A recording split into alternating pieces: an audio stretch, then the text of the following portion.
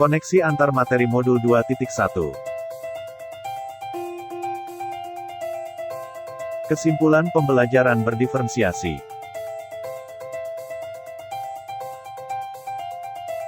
Saya dengan bangga memperkenalkan Bapak Fasilitator saya, yaitu Bapak Nugroho Widi Pamungkas. Pengajar praktik Bapak Budi Santoso.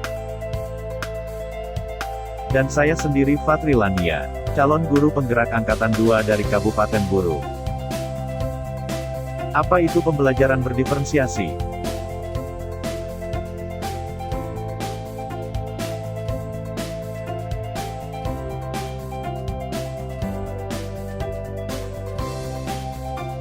Pembelajaran berdiferensiasi adalah usaha untuk menyesuaikan proses pembelajaran di kelas untuk memenuhi kebutuhan belajar individu setiap murid. Usaha yang dibuat tersebut adalah terkait dengan 1. Bagaimana mereka menciptakan lingkungan belajar yang mengundang murid untuk belajar dan bekerja keras untuk mencapai tujuan belajar yang tinggi. Kemudian juga memastikan setiap murid di kelasnya tahu bahwa akan selalu ada dukungan untuk mereka di sepanjang prosesnya.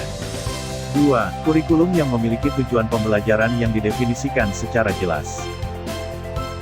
3. Penilaian berkelanjutan. Bagaimana guru tersebut menggunakan informasi yang didapatkan dari proses penilaian formatif yang telah dilakukan, untuk dapat menentukan murid mana yang masih ketinggalan, atau sebaliknya, murid mana yang sudah lebih dulu mencapai tujuan belajar yang ditetapkan.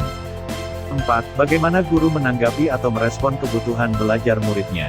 Bagaimana ia akan menyesuaikan rencana pembelajaran untuk memenuhi kebutuhan belajar murid tersebut. Misalnya, apakah ia perlu menggunakan sumber yang berbeda, cara yang berbeda, dan penugasan serta penilaian yang berbeda. Langkah pertama dari pembelajaran berdiferensiasi adalah melakukan pemetaan murid berdasarkan 3 kategori yaitu 1. Kesiapan belajar murid. 2.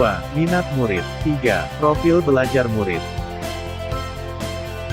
Kesiapan belajar adalah kapasitas untuk mempelajari materi baru. Sebuah tugas yang mempertimbangkan tingkat kesiapan murid akan membawa murid keluar dari zona nyaman mereka, namun dengan lingkungan belajar yang tepat dan dukungan yang memadai, mereka tetap dapat menguasai materi baru tersebut. Sedangkan minat adalah salah satu motivator penting bagi murid untuk dapat terlibat aktif dalam proses pembelajaran.